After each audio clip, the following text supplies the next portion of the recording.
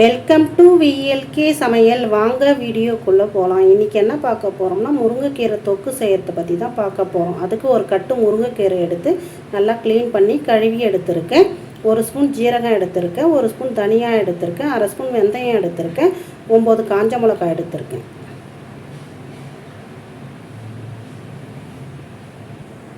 2 spoon துவரம்பருப்பு எடுத்திருக்கேன், ஒரு பெரிய தக்காளி எடுத்திருக்கேன், 100 கிராம் நல்லெண்ணெய் எடுத்திருக்கேன், 100 கிராம் சின்ன வெங்காயம் தோல் உரிச்சு எடுத்திருக்கேன், 3 பூண்டு தோல் உரிச்சு எடுத்திருக்கேன், நெல்லிக்காய் சைஸில் புளி எடுத்திருக்கேன். இதுதான் தேவையான பொருட்கள். இப்போ நம்ம பருப்பும் முருங்கைக்கீரையும் வேக வச்சுக்கலாம்.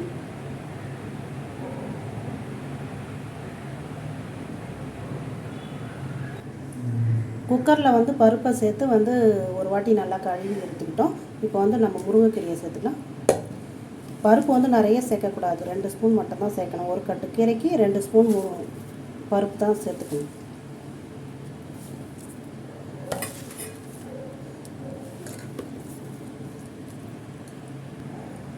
முருங்கைக்கீரையை சேர்த்துட்டோம். இப்போ ஒரு 1.5 டம்ளர் தண்ணி சேர்த்துக்கலாம்.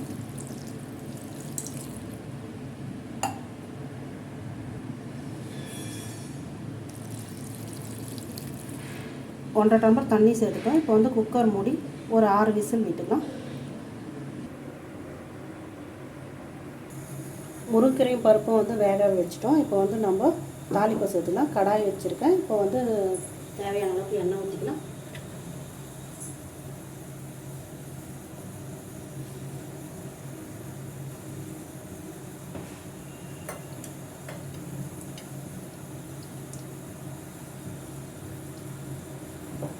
எண்ணெய் நல்லா காஞ்சிடுச்சு. இப்போ நம்ம வெந்தயம், தனியா, ஜீரகத்தை சேர்த்துக்கலாம்.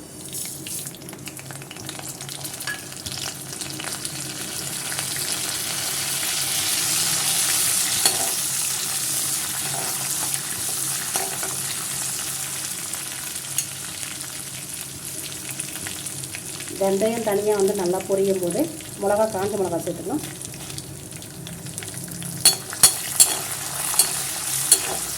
இந்த முருங்கைக்கீரை தொக்கு 1 வாரம் ஆனாலும் கெட்டு போகாது. ரொம்ப சூப்பராக இருக்கும்.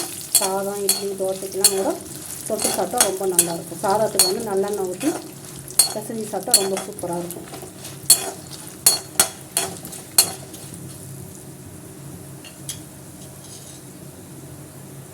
மிளகா நல்லா வறந்துடுச்சு. இப்போ நம்ம பூண்டை சேர்த்துக்கலாம்.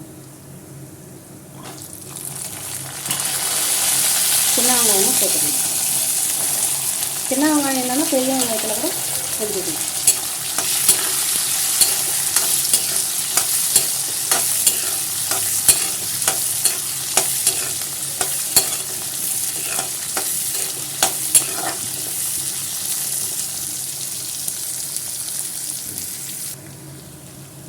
வெங்காயமும் பூண்டும் நல்லா வதங்கிடுச்சு. இந்த ஸ்டேஜில் தக்காளியை வதக்கிக்கலாம். சேர்த்து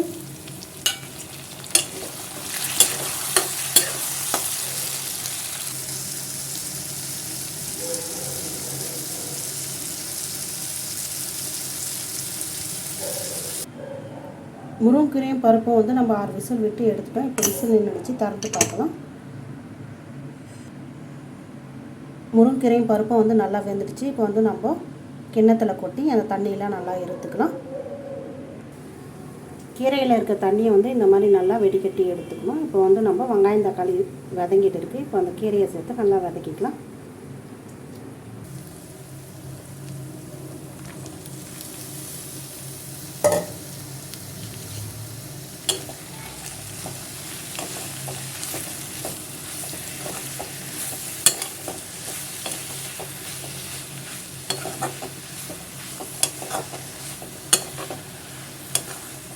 கீரையை சேர்த்து ஒரு 5 நிமிஷம் நல்லா வதக்கிக்கலாம்.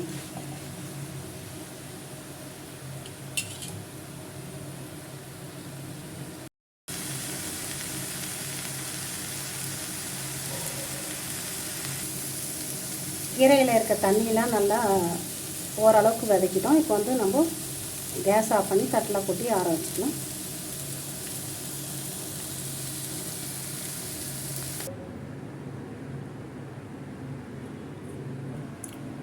ஆறிடுச்சு. இப்போ நம்ம மிக்ஸி ஜாரில் கீரையை எல்லாமே சேர்த்துக்கிட்டோம். இப்போ புளியை சேர்த்துக்கலாம்.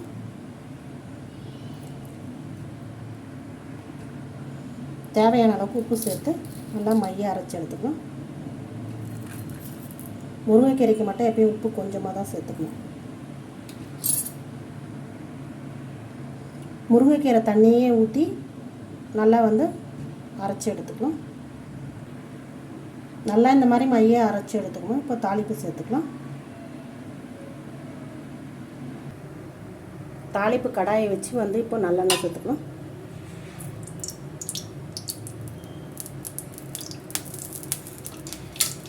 நல்லா காஞ்சிடுச்சு. இப்போ 1 ஸ்பூன் கடுகு உளுத்தம் பருப்பு சேர்த்துக்கலாம்.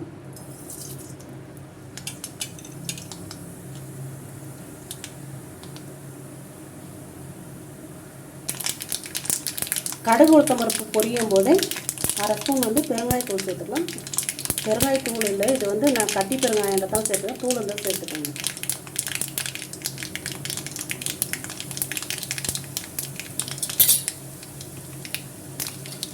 ரெண்டு மிளகாய் சேர்த்துக்கலாம்.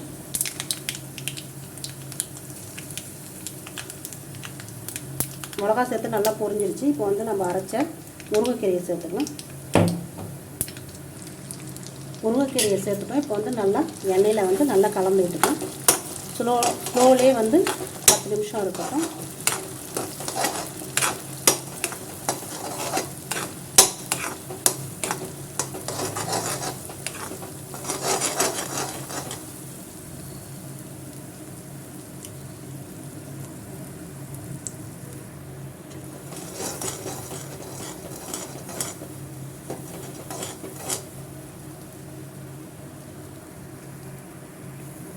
மிச்சம் இருக்க நல்லெண்ணெயை சேர்த்துக்கலாம்.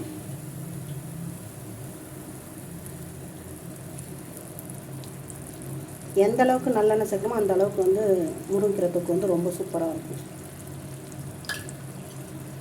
எண்ணெய் சேர்த்து உனக்குள்ள நல்லா கலந்து விட்டுக்கலாம்.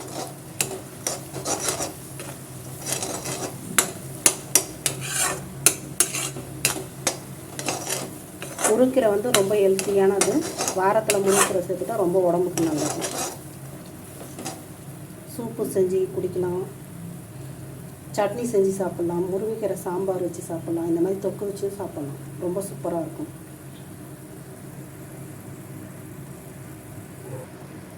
பத்து நிமிஷம் ஆயிடுச்சு பாருங்கள். எண்ணெய்லாம் நல்லா பிரிஞ்சு வந்திருக்கு. இப்போ நம்ம ஸ்டவ் ஆஃப் பண்ணிடலாம்.